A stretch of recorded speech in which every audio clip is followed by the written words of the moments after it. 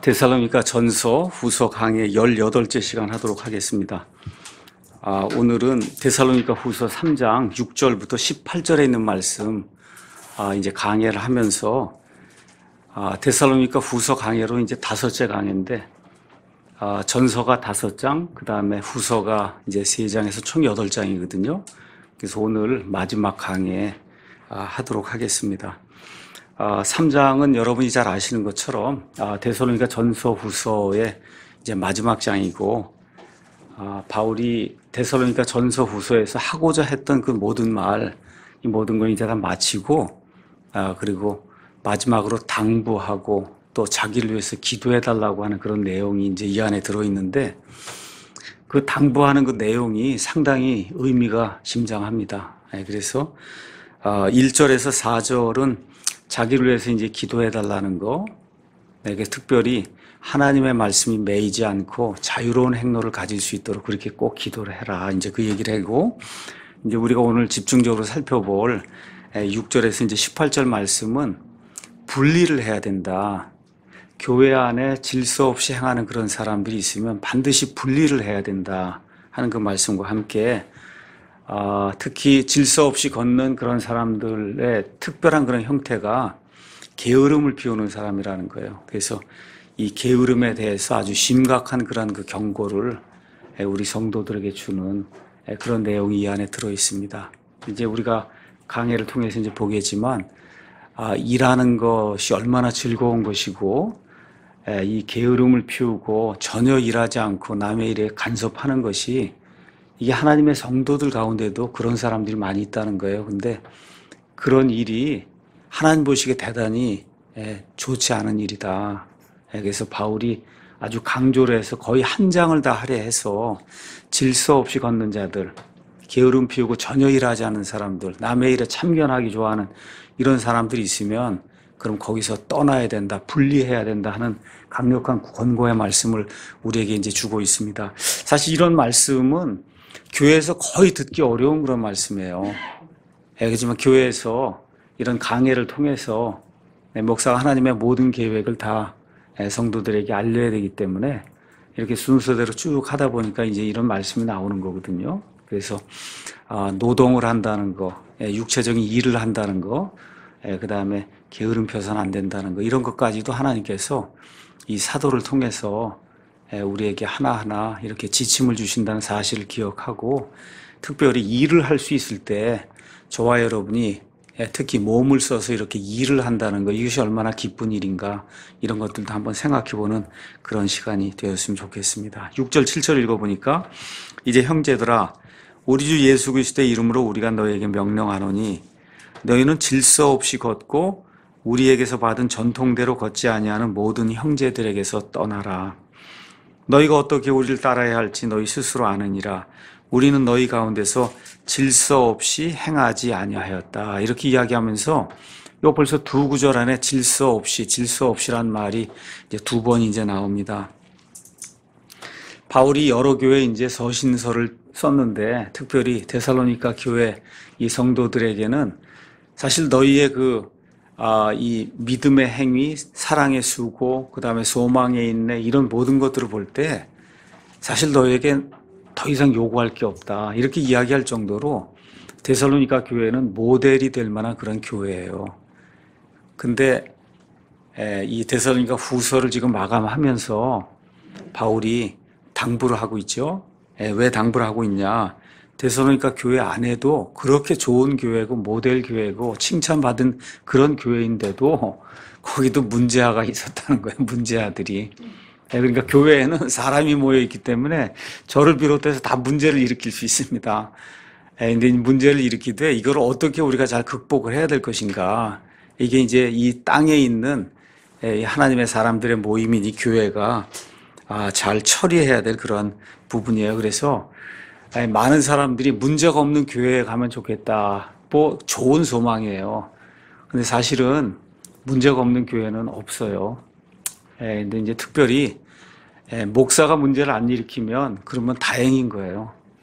성도가 문제를 일으키는 건 어떻게 해결이 되는데, 내가 여기 있으면서 어떻게 해결이 이제 하여튼 시간이 지나면서 이게 해결이 되는데, 목사가 문제를 일으키면 뭐 방법이 없어 떠나는 수밖에.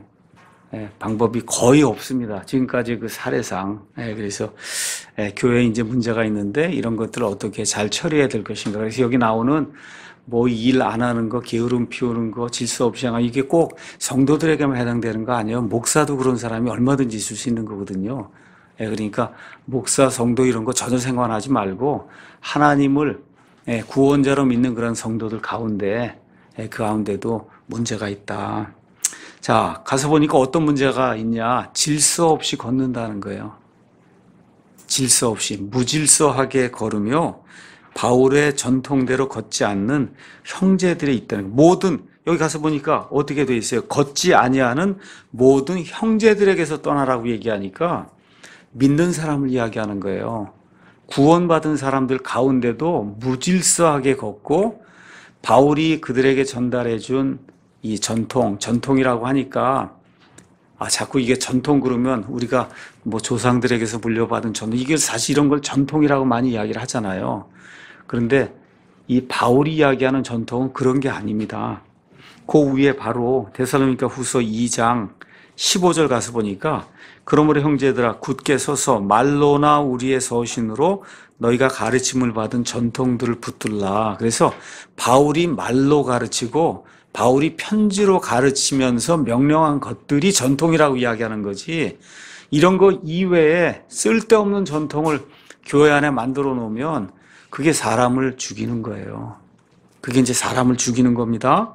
자, 그래서 예수님도 전통 때문에 많은 핍박을 받았고, 그래서 이 땅에 사실은 사람의 전통을 깨러 오셨어요, 예수님이. 그래서 마태복음 15장 우리 가서 잠깐 보겠습니다. 마태복음 15장 가서 보시면 예수님이 전통을 깨는 방법이 그 안에 기록이 되어 있습니다. 그때 예루살렘에서 온 서기관들과 바리새인들이 예수님께 나와 이르되 당신의 제자들은 어찌하여 장로들의 전통을 범하나이까? 이게 누구야?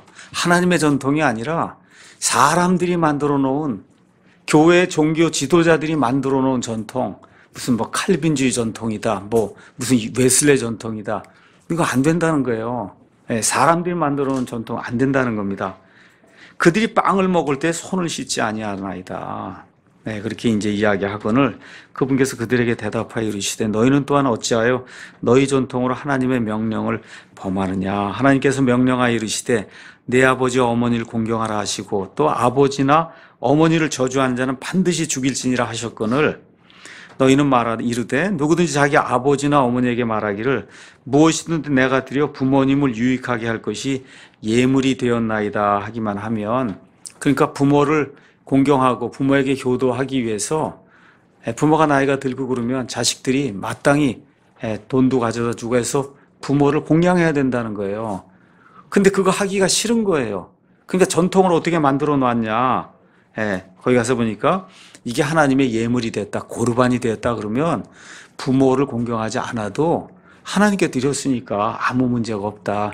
이와 같은 쓸데없는 전통을 이 유대인들의 장로들이 이제 교회에 이제 만들어 놓은 겁니다. 유대인들의 그 교회에. 그러면서 자기 아버지나 어머니를 공경하지 않아도 의무를 면제받으리라 하여 너희 전통으로 이같이 하나님의 명령을 무효가 되게 하였느니라. 그러니까 저와 여러분이 교회를 하면서 특별히 이런 데 신경을 많이 써야 돼요.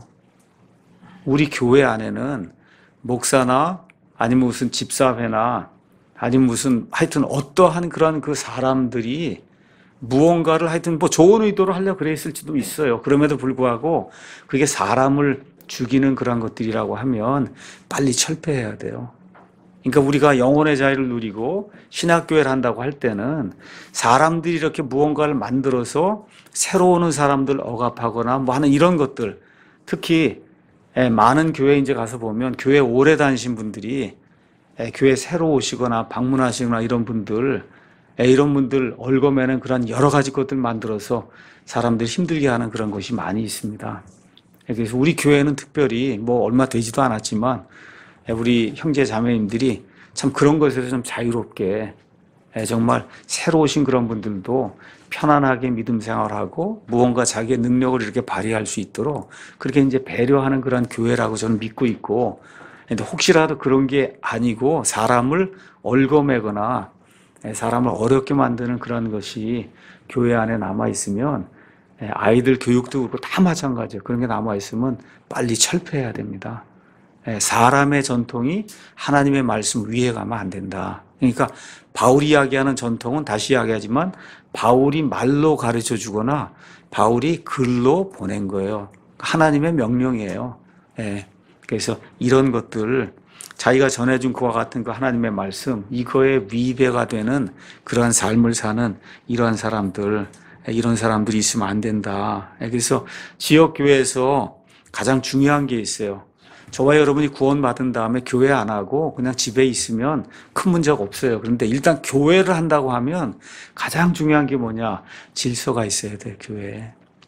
질서가 없으면 그러면 절대 안 됩니다. 제가 사실 처음 교회 했다가 교회가 망하게 된 이유가 뭐냐? 질서가 없어졌기 때문에 그런 거예요. 그러니까 독립침례교회다, 영혼의 자유다, 뭐 킹제임스 성경이다 이렇게 이야기할 때 사람들이 영혼의 자유의 가치 중요한 거예요. 가장 중요한 거예요. 그럼에도 불구하고 교회라고 하는 이 지역 교회라고 하는 공동체를 형성을 했을 때 혼자 믿을 땐 상관없어요. 그렇지만 교회라고 하는 걸 형성을 했을 때 교회가 무정부 상태가 되면 그러면 그것은 하나님의 교회로서의 그 기능과 본질을 잃어버린 거예요. 있을 수 없는 일이다. 왜냐하면 영혼의 자유가 무질서, 방종 이런 것들로 나타나면 결국은 그 뒤에 하나님이 있구나 그렇게 생각할 수밖에 없거든요. 아, 하나님 저렇게 무질서한 분인가 보다. 교회에서 싸우고 막 이럴 때 한번 생각을 해보셔야 돼요. 남들이 볼 때 우리 하나님은 어떻게 볼 것인가. 그렇잖아. 야, 주님 믿는다고 한 사람들이 저 정도뿐이 안 되나. 이게 이렇게 되면 결국은 주님께 불명예가 된다 그 얘기죠.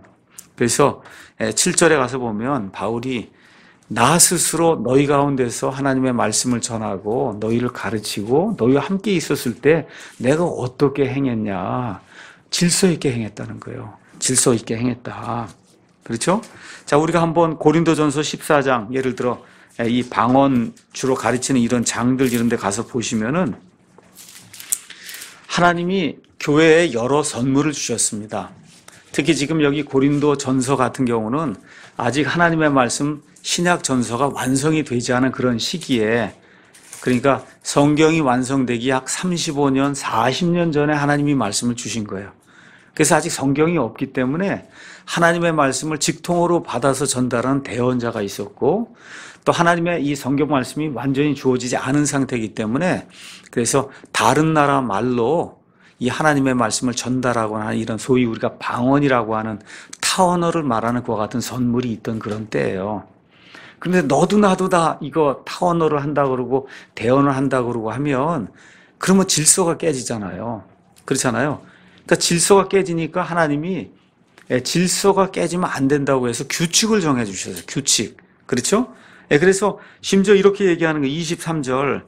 그러므로 온 교회가 다 같이 한 곳에 모여 모든 사람이 다 타언어, 방언으로 말하면 배우지 못한 자들이나 믿지 않는 자들이 들어와서 너희가 미쳤다고 하지 아니하겠냐.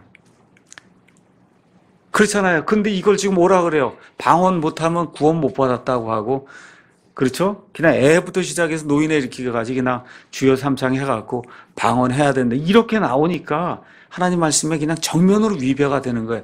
다른 사람들이 돌아보면 당신들 미치지 않았냐 그런다는 거예요. 그렇죠? 그래서 하나님이 어떻게 했냐? 규약을 정해 주셨어요. 27절 가서 보니까 만약 어떤 사람이 알지 못하는 언어 그걸로 말하거든 두 사람이나 많아야 세 사람이 순서대로 이게 뭐야? 질서 있게 해야 된다는 거예요. 그리고 한 사람은 반드시 통역을 해야 된다. 이 사람이 마귀의 말을 하는지 뭘 하는지 어떻게 알아요? 그러니까 두 사람이 많아야 세 사람이 하되 순서대로 하고 한 사람은 통역을 해서 이 말씀이 사람들을 세우는 그런 말씀인가 아닌가를 판단해야 된다는 거예요. 만일 통역하는 자가 없으면 그건 교회 안에서 잠잠하고 자기와 하나님께 말해라. 그러니까 교회 안에서 하면 안 된다는 겁니다. 그렇죠? 대언자들은 두 사람이나 세 사람이 말하고 다른 사람은 판단할 것이요. 어떤 사람이 하나님의 말씀 내게 임했다 그래서 막 썰라썰라 얘기를 하고 그러면 이게 진짜 맞는가 안 맞는가를 판단해야 된다는 거예요. 이게 하나님의 일을 한다고 하는데 제정신이 없이 그냥 이렇게 하는 거 있을 수 없는 일이다. 하나님이 이 온 우주 공간에서 가장 이성이 많은 분이에요. 가장 질서 있는 분이에요. 그렇죠? 정신이 가장 맑은 분이에요, 우리 하나님이. 이게 하나님의 일이 그렇게 어수룩하게 이루어지지 않는다는 거죠. 그래서 만일 곁에 앉아있는 다른 사람에게 어떤 것이 계시되면 먼저 앉는 사람은 잠잠해야 된다. 순서대로 해야지 두 사람이 같이 하려고 그러고 세 사람, 네 사람, 10사람이 동시에 일어나서 대언한다 그러고 하나님의 말씀이 내게 임했다 그러면 그 교회가 혼란 속에 빠지잖아요. 그렇죠? 예, 그 다음에 뭐라고 이야기했느냐. 모든 사람이 배우고 모든 사람이 위로받게 하기 위하여 너희가 다 한 사람씩 대언해야 한다. 그러면서 하나님 뭐라고 말씀해? 대언자들의 영은 대언자들에게 통제를 받는다. 그러니까 하나님의 말씀이 임하고 이렇게 될 때 말 그대로 아수라장이 되는 거 없다는 거예요. 여기 통제를 받으니까 어떻게 해요? 질서정연하게 이루어진다는 거예요. 그렇죠? 왜 그러냐? 성도들의 모든 교회에서처럼 하나님은 혼란의 창시자가 아니요. 뭐예요? 화평의 창시자다. 그러니까 질서가 없고 뭔가 그냥 아수라장이고 이렇게 되면 이건 마귀의 작품이지 하나님의 작품이 아니다. 이 얘기 한 다음에 맨 끝에 가서 바울이 모든 것을 품위 있고 질서 있게 해라. 얼마나 멋있어요. 그러니까 우리 그리스도인들이 추구해야 될 그런 가치가 뭐냐? 영혼의 자유 맞습니다. 근데 영혼의 자유인데 영혼의 자유와 함께 뭐가 꼭 있어야 되냐? 품위가 있어야 된다는 거예요. 품위 있고 질서가 있어야 된다는 거예요. 이게 없으면 구원받아서도 상당히 그 저질이나 저급의 그러한 성도가 될 수밖에 없다. 그래서 우리가 교리 문제에서도 질서가 있어야 돼요. 이 교회가 믿는 게 딱 질서 있게 정립이 돼야 되는 거예요. 남자와 여자의 역할이 성경에 기록이 되어 있거든요. 그 역할대로 저와 여러분이 행해야 되는 거예요. 교회에서 음악도 질서 있게 행해야 되는 거예요. 질서 있게. 옷도 질서 있게 입어야 되고, 그렇죠? 아이들 교육도 질서 있게 해야 되고, 주방에서 음식을 배급할 때도 질서 있게. 누가 와서 봐도 아 정말 여기 사람들은 규모가 있고, 그렇죠? 품행이 방정하고 이렇게 돼야 된다는 거예요.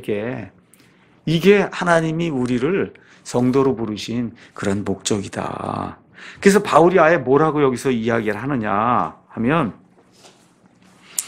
우리 주 예수 그리스도의 이름으로 우리가 너희에게 명령한다. 뭘 명령하냐? 그런 사람에게서 떠나라고 명령하는 거예요. 그런데 단순히 그냥 예수님의 이름도 아니고, 그렇죠? 그리스도 예수님의 이름도 아니고 어디까지? 주 예수 그리스도. 그러니까 다시 말해 하나님과 관련된 모든 이름은 다 동원한 거예요. 주 예수 그리스도 이상 없잖아요. 그렇죠? 그래서 주 예수 그리스도라는 그 전 인격체를 두고 그리고 내가 명령하는데 그 명령이 결국 누구 거라는 거예요? 예수님의 명령이라는 거예요. 예수님의 명령이다. 예수님의 명령이 뭐냐? 누가 질서 없게 걷거든. 그럼 그 사람을 징계하든지 그 교회가 문제가 안 풀리면 그럼 떠나야 된다. 그렇게 지금 이야기하는 거예요. 여기서 그리스도인의 분리라고 하는 그런 그 대주제가 있는데 우리가 화해하려고 노력하고 문제를 해결하려고 노력해야 되는데 그게 해결이 안 되면 그럼 어떻게 돼? 떠나야지. 거기 같이 있을 수 없는 거야. 질서 없이 행하는 그런 사람들하고 계속해서 같이 있을 수 없다. 로마서 16장 가서 보니까 바울이 분명하게 이렇게 이제 기록을 했습니다. 로마서 16장 17절 형제들아 이제 내가 너희에게 간청하노니 너희가 배운 교리에 역행하여 분쟁을 일으키거나 실족하게 하는 자들을 주목하고 그들을 피하라. 그런 자들은 우리 주 예수 그리스도를 섬기지 아니하고 자기 배를 섬기며 좋은 말과 빼어난 말솜씨로 순진한 자들의 마음을 속이느니라. 그래서 그런 사람들 잘 주목하고 그래서 그들을 피해야 된다. 그래서 그걸 해결하고 해결이 안 돼요. 그 교회. 특히 교회 목사나 지도자들에게 이런 문제가 있으면 그 해결이 안 됩니다. 그럼 어떻게 돼요? 떠나야 되는 거예요. 떠나서 다시 순수하게 마음을 먹은 그런 사람들하고 하나님의 올바른 교회를 유지하면서 순수성을 우리가 이제 유지해야 됩니다. 그래서 8절에서 이제 12절은 질서 있게 걷는 자들과 질서 없이 걷는 자들의 특징을 여기에서 이제 사도 바울이 우리에게 이제 이야기해 주고 있습니다. 자, 8절에서 12절 제가 읽어보겠습니다. 누구의 빵이든 거저 먹지 아니하였으며 너희 중 아무에게도 폐를 끼치지 아니하려고 수고와 해산의 고통 속에서 밤낮으로 일했다. 자, 7절 끝에 한번 가서 보면 우리는 너희 가운데서 질서 없이 행하지 아니하였다. 질서 없이 행하지 않은 게 뭐냐? 그게 지금 8절에 나오는 거예요. 첫째, 어떻게 거저 먹지 않는다는 거예요. 목회자라 그래서 거저 먹지 않았다는 거예요. 그렇죠? 아무에게도 폐를 끼치지 않았다는 겁니다. 수고와 해탄 속에서 밤낮으로 일했다는 거예요. 열심히 일했다는 거예요. 이게 질서 있게 걷는다는 거예요. 목회자라 해도 성도들에게 폐를 끼치고 성도들 누구에게 무언가 자꾸 부담을 주고 자기는 일 하나도 안 하고 성도들만 일하라고, 이게 무질서하게 걷는 거라는 거예요. 지금 바울이 그렇게 이야기하는 거예요. 그러면서 9절에 이것은 우리에게 권한이 없어서가 아니라 우리 자신을 너의 본으로 만들어 우리를 따르게 하려 함이라. 우리가 이렇게 질서 있게 걸어야, 그래야 우리 것을 보고 여러분이 질서 있게 걷지 않겠느냐, 이걸 보여주기 위해서 내가 아무에게도 폐를 끼치지 않으려고, 누를 끼치지 않으려고 밤낮으로 내 손으로 일하면서 복음 사역을 감당했다. 이렇게 하는 거를 질서 있게 걸었다고 지금 바울이 이야기하는 겁니다.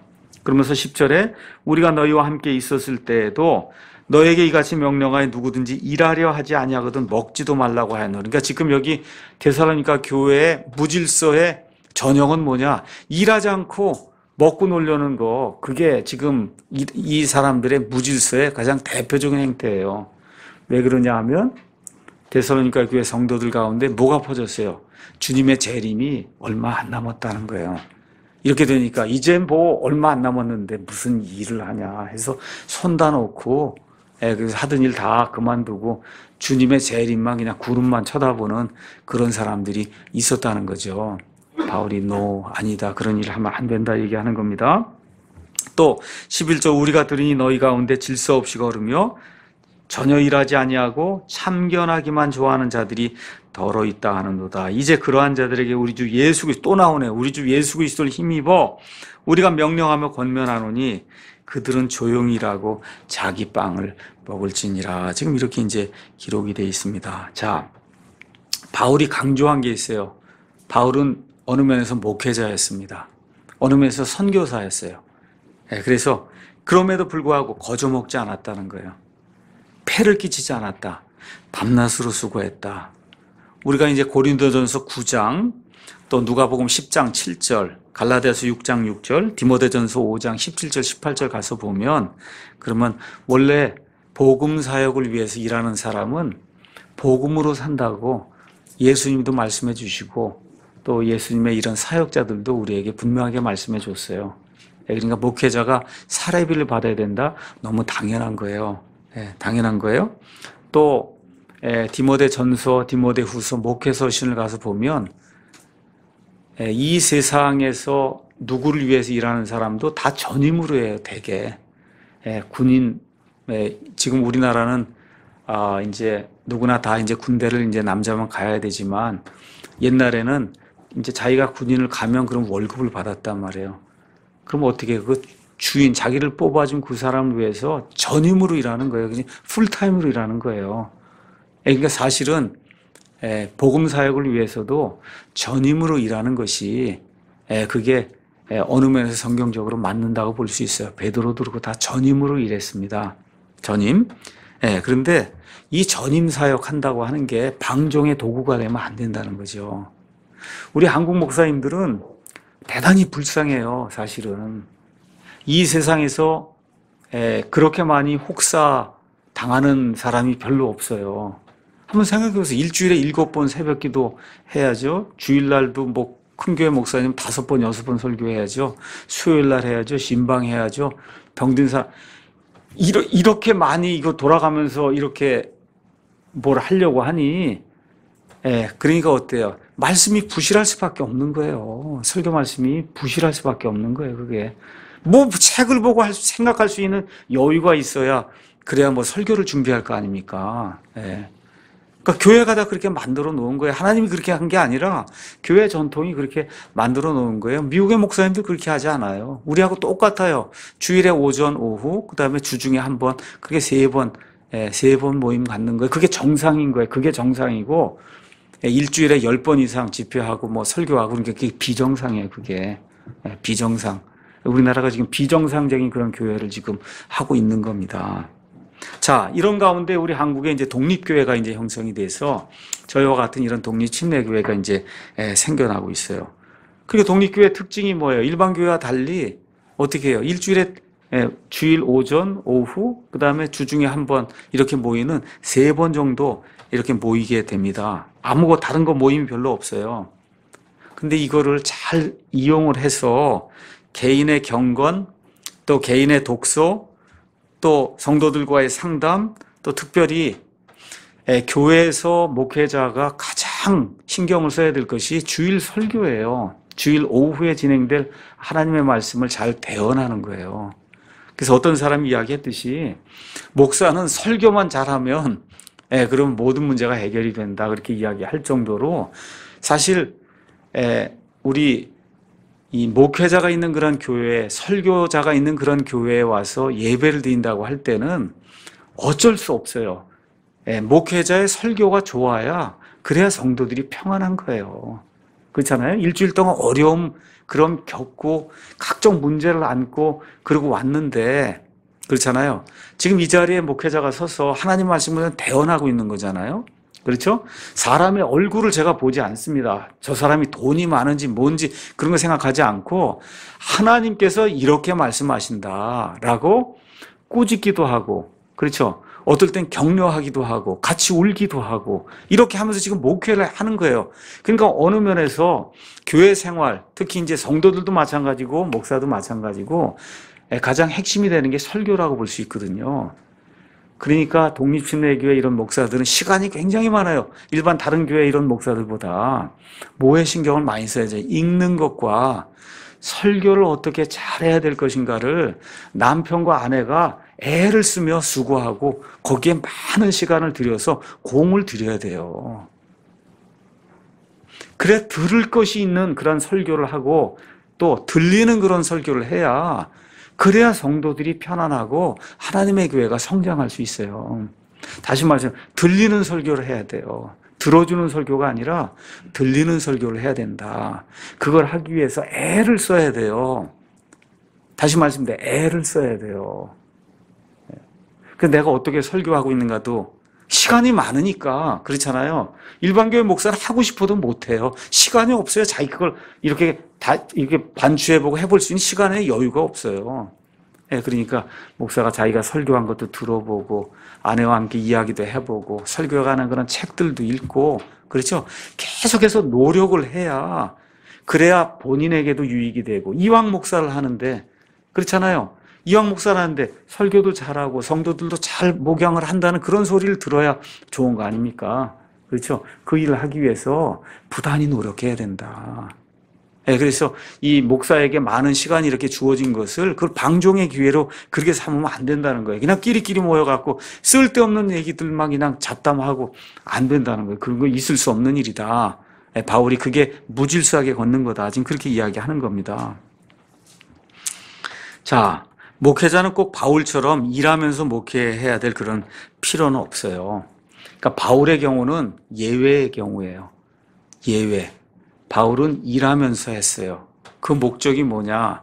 내가 혹시 복음을 가로막는 방해물이 되지 않을까? 그게 염려가 돼서 사례비를 받으면서 전임으로 그렇게 일할 수 있음에도 불구하고 그렇게 하지 않았다고 성경이 우리에게 이야기하고 있습니다. 그래서 목사는 특별한 경우가 아니라 전임 사역하는 게 맞습니다. 맞아요.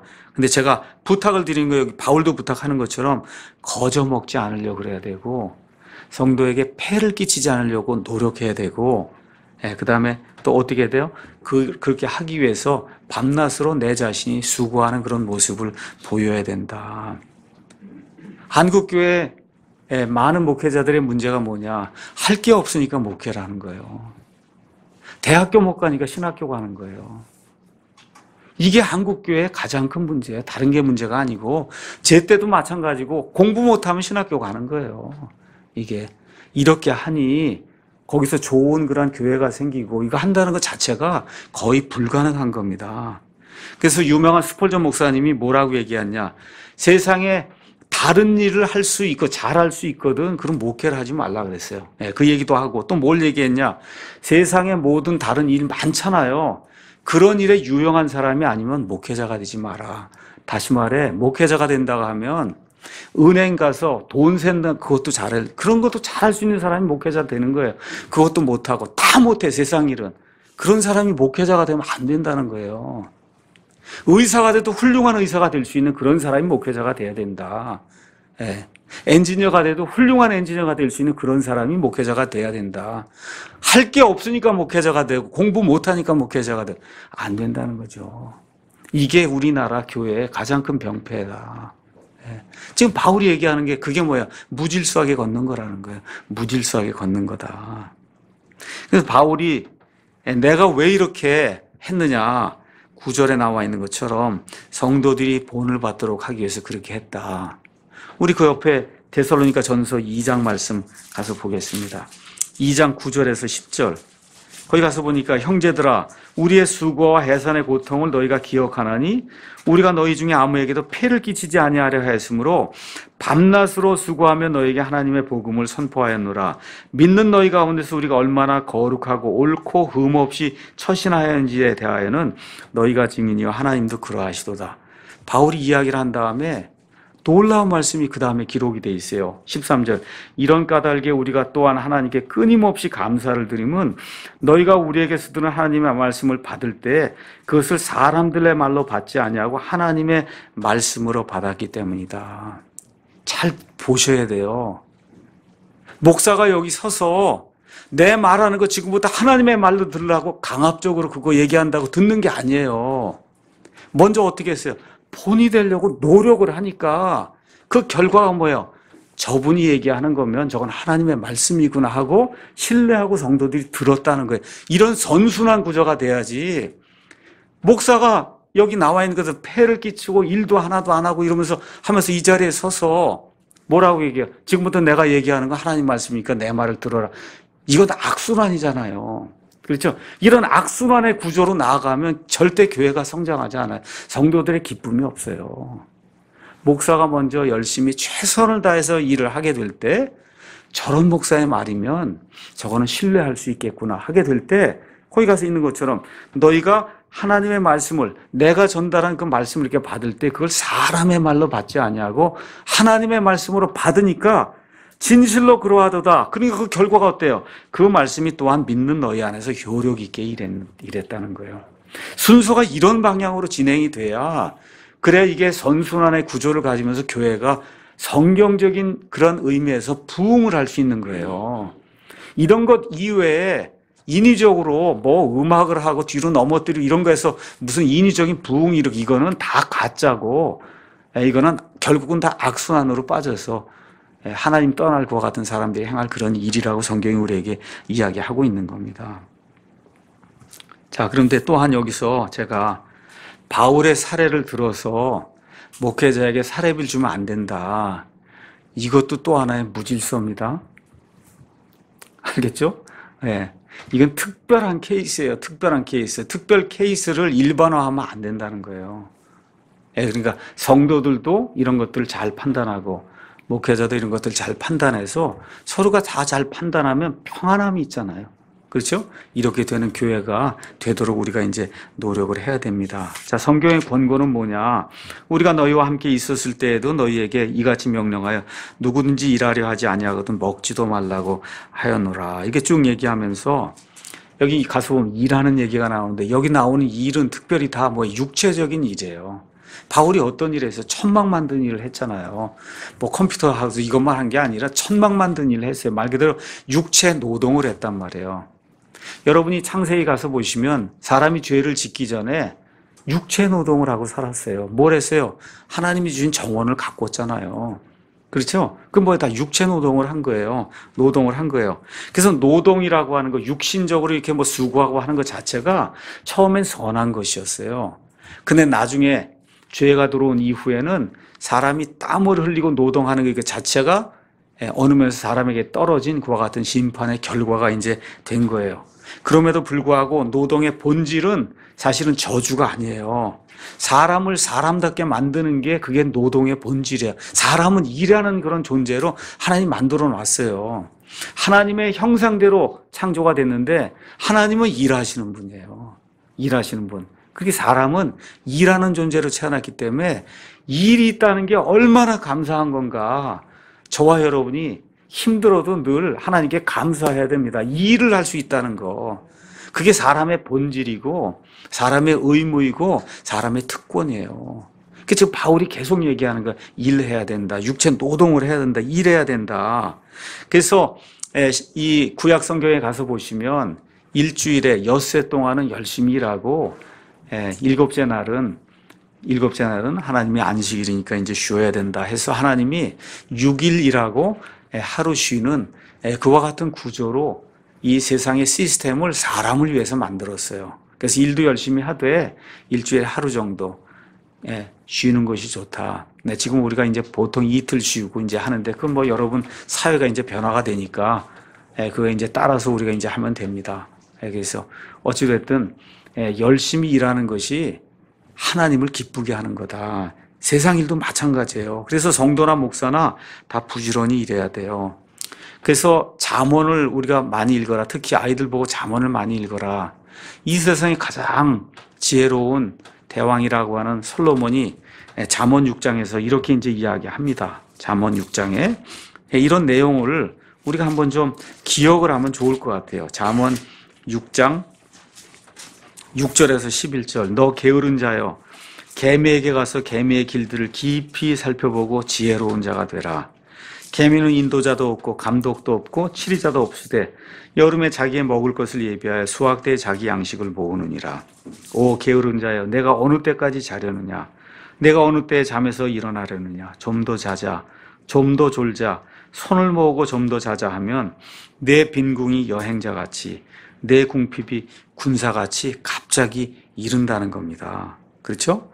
그래서 저와 여러분이 아이들 키우면서 우리 교회에서도 특히 우리 선생님들이 아이들이 열심히 일하는 걸 가르쳐야 돼요. 열심히 아이들이 하는 건 딴 거 없어. 공부 열심히 하는 거예요. 그때는 공부 열심히 해야 되는 거예요. 그때는 때가 공부할 때이기 때문에 아이들 그때는 돈 버는 게 아니라 공부 열심히 해야 된다. 그래서 창세기 30장 가서 보면 하나님께서 이 야곱의 기사를 저와 여러분을 위해서 이렇게 이제 기록을 했습니다. 창세기 30장 40절 가서 보니까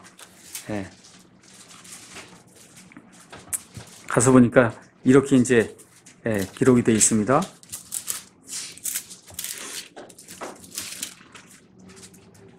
아, 31장이네요. 31장. 야곱이 자기 외삼촌 라반을 만나서 20년 동안 거의 무료 봉사를 했습니다.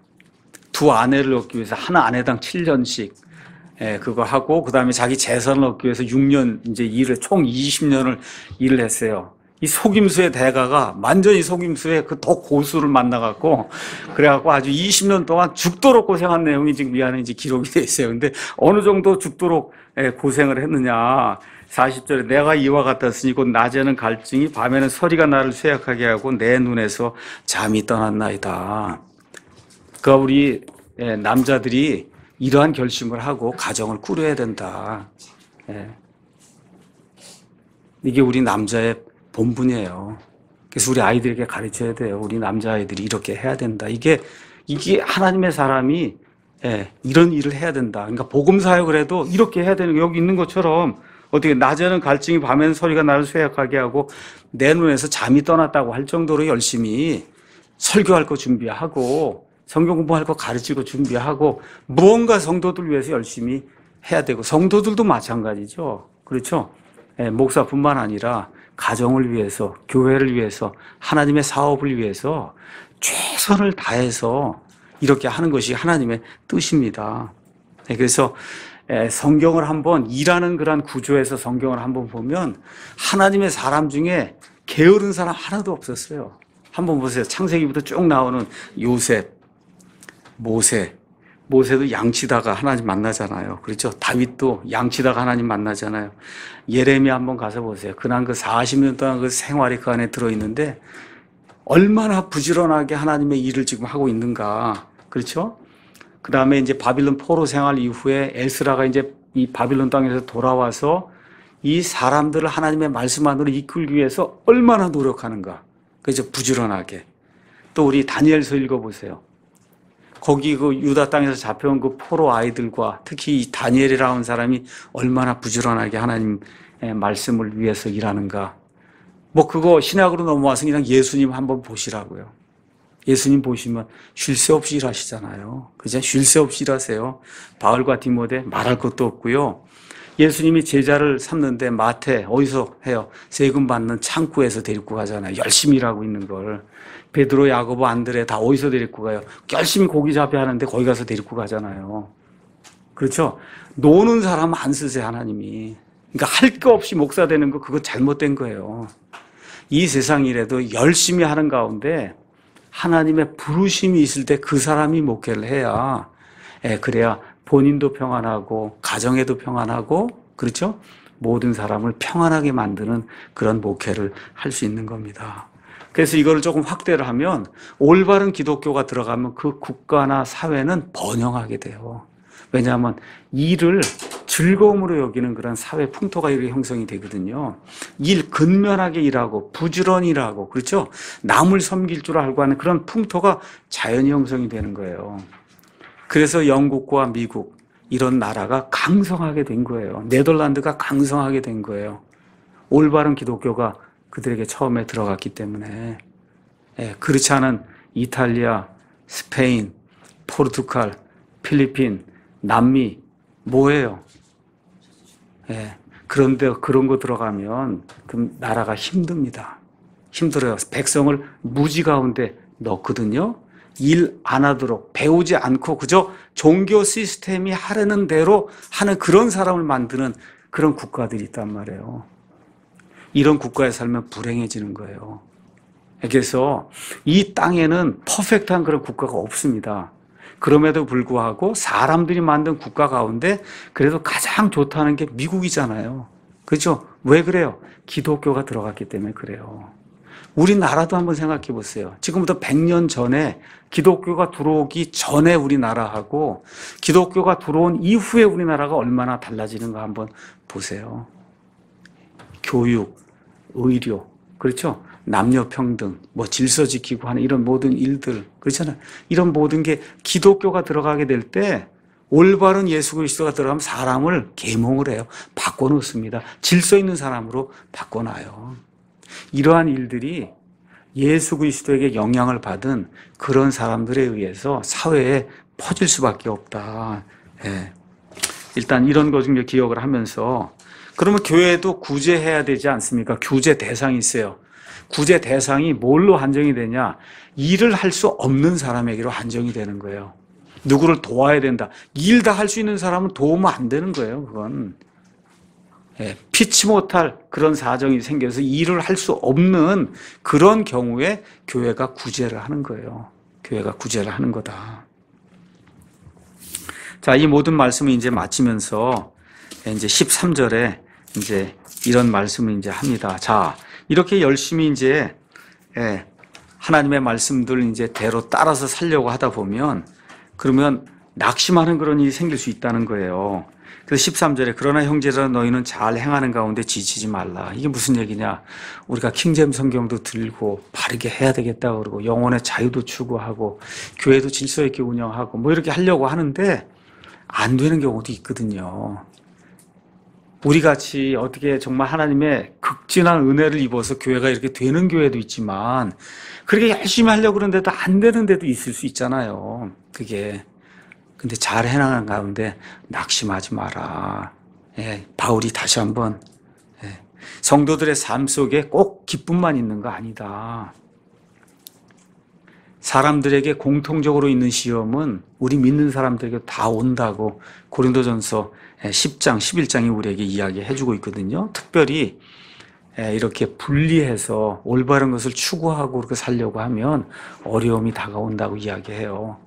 그래도 잘 행하는 가운데 결코 낙심하지 마라. 우리의 끝이 여기가 아니거든요. 이 땅에서 교회가 뭐 500명, 1000명 되는 그런 교회가 되면서 기쁜 교회 생활 할 수도 있고, 정말 쫓겨다니면서 그냥 갈 데가 없어서 너무 안타까운 그런 사람들, 제게 이메일도 보내고 이런 사람들은 너무 안타깝거든요. 너무 안타까워요. 근데 이 세상이 끝이 아니에요. 다가오는 세상에서 그런 일 없습니다. 거기엔 완벽함이 있는 이와 같은 세상이거든요. 그거 기억을 하고 잘 행하는 가운데 낙심하지 않는 우리가 되면 이제 좋겠습니다. 14절에 15절 이제 바울이 마지막으로 이제 하나 뭐라 그럴까 주의해야 할 점을 이제 이야기해 주고 있습니다. 만일 어떤 사람이 이 서신으로 전하는 우리의 말에 순종하지 아니하거든 무질서하게 걷지 말라는데 계속 무질서하게 걷고 거기 11절에 참여하기만 좋아한다 이렇게 그런 자들이 있다. 영어로는 아주 재밌어요. 비지바디로 써놨어요. 바디가 비지한 사람이라는 거예요. 그 영어가 몸이 바쁜 사람이다 이제 그렇게 써놓은 거거든요. 그게 지금도 그렇게 쓰는 거예요. 저 사람 비지바디다. 그게 무슨 얘기? 쉴 새 없이 여기 다니면서 계속 몸을 끼워 넣는 그런 사람을 그걸 비지바디라고 얘기했거든요. 그래서 바울이 그렇게 하지 말고 내일 열심히 하라고 그러는데도 말을 안 듣고 그러면 그 사람을 주목하여 여기도 또 나오는 거예요. 그와 사귀지 말고 이로써 그가 부끄러움을 당하게 해라. 그러나 그를 원수로 여기지 말고 형제로서 권고해라. 왜 그래? 형제니까. 그렇죠? 권고를 해야 된다는 거예요. 권고를.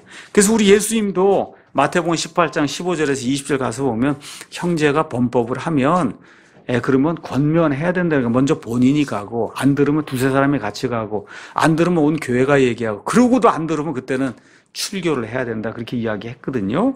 그래서 이렇게 함에도 불구하고 이 사람이 지금 구원받은 형제이기 때문에 구원받지 못한 사람에게 하듯이 이렇게 모질게 해서는 안 된다. 쉽게 얘기해서 헤어지거나 아니면 이별해서 밖으로 내보낼 때도 우리가 신사답게 해야 된다는 거예요. 우리 일반 교회도 그렇고 제가 지금까지 지나온 많은 침례교회들, 독립교회들 특징이 뭐예요? 하여튼 그 교회에서 나가면 그러면 절대 전화하거나 그렇죠? 얘기하거나 하지 말라고 아직 싹 다 문 막아 놓습니다. 그 사람하고 전화했다 그러면 마치 이단 되는 것처럼 그렇게 막아 놓거든요. 그거 아니잖아요. 어저께까지 같이 형제 자매 그러랬는데 오늘 이 교회를 그만두겠다고 했더니 완전히 그냥 남이 돼. 그거 있을 수 없는 거잖아요, 그게. 그런 유치한 일들을 독립교회를 한다고 하는 사람들이 하면 안 되지 않습니까? 그게 얼마나 유치해요. 그렇잖아요. 그리고 또 하나, 그 사람이 전화해갖고 그래서 저 사람이 떠난다. 그거 막으려고 그런다. 그거 떠나는 것도 그 사람의 자유잖아요. 그렇잖아요. 이 교회가 좋게 만들면 되지. 그걸 떠나지 못하게 하려고 사람의 자유를 다 막아놓고 전화하고 할 수 있는 자유까지 다 막는 거. 그거 유치하고, 정말 이 세상 사람들도 하지 않는 그런 일 아닙니까? 그래서 떠날 때에도 신사답게 떠나야 된다는 것이 신사답게. 떠나는 사람도 그렇게 해야 되고, 보내는 사람도 그렇게 해야 되고. 그렇죠? 그래서 교회 안에 여러 가지로 어려움을 일으키는 그런 사람들이 있어요. 교리 문제, 또 심각한 죄의 문제, 또 항시 문제를 일으킬 때 파당을 져서 문제를 일으키는 그런 사람들이 있습니다. 또 공개적으로 정말 비도덕적인 음행을 벌인다든가 하는 그런 일을 하는 사람이 교회 안에도 있을 수 있다는 거예요. 이런 성도들 잘 징계하고 권면하는 것이 교회가 해야 될 그런 일 중에 하나다. 그런데 징계라든지 출교 등은 권면하고 그렇죠?